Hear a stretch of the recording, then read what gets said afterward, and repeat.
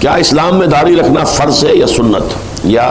سنت. داڑھی جو ہے فرض نہیں ہے، سنت مؤکدہ ہے، لیکن بعض علماء کے نزدیک واجب ہے. واجب یہ سنت مؤکدہ اور فرض کے درمیان آتا ہے. فرض پھر واجب پھر سنت مؤکدہ پھر سنت غیر مؤکدہ پھر نفل اور پھر مستحب یا جو مباح، یہ درجات ہیں.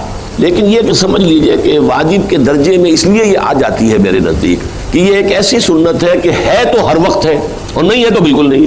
بعض اوقات آپ سے کوئی سنت مؤکدہ بھی چھوٹ گئی. فرض کیجئے کہ آپ گئے تھے، زور کی جماعت کھڑی تھی، آپ نے 4 فرض پڑھی ہے اور وہ یہ کہ آپ نے پہلے 4 فرض جو ہے وہ رہ گئے آپ کے، تو یہ بعض لوگ جو ہے بعد میں پڑھ لیتے ہیں، لیکن رہ بھی جائے تو کوئی ایسی بات نہیں، سنت مؤکدہ ہے، فرض تو نہیں تھا نا. لیکن یہ کہ اگلے روز آپ نے نماز پڑھی تو سنت مؤکدہ بھی پڑھ لی، تو سنت کبھی رہ گئی کبھی آپ نے ادا کر لی. یہ داڑھی وہ شے ہے کہ جو ہے تو 24 گھنٹے ہے، نہیں ہے تو زیرو ہوگی. اور نہ صرف زیرو ہو گئی بلکہ ہم عمل کرتے ہیں اس داڑھی کے خلاف، سنت کے خلاف عمل. جب آپ شیو کر رہے ہوتے تو یہ عمل کیا ہے؟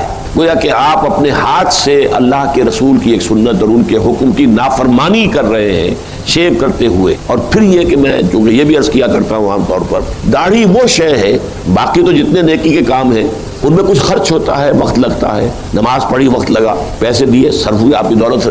داڑھی وہ سنت ہے کہ آپ اس میں پیسہ بچاتے ہیں، وقت بچاتے ہیں، خرچ کچھ نہیں ہوتا، بچتا ہے. اب ظاہر بات ہے ان تمام باتوں کے بعد بھی داڑھی نہیں رکھتے تو اس کا کیا مطلب ہے؟ کہ ہمارے ذہنوں پر مغربی تہذیب کا اتنا غلبہ ہو گیا ہے کہ ہم وہ شکل و صورت اور شباہت جو بھی دنیا میں اس وقت عام طور پر ہے بس اسی کو اختیار کرنے کو ترجیح دیتے ہیں اور حضور صلی اللہ علیہ وسلم کے سنت کی پیروی نہیں کر رہے ہیں. اور یہ چیز جو ہے میرے نزدیک بہت بڑی بات ہو جائے گی. من رغب عن سنتی فلیس منی، حضور نے فرمایا جسے میری سنت پسند نہیں ہے پھر اس کا مجھ سے کوئی تعلق نہیں.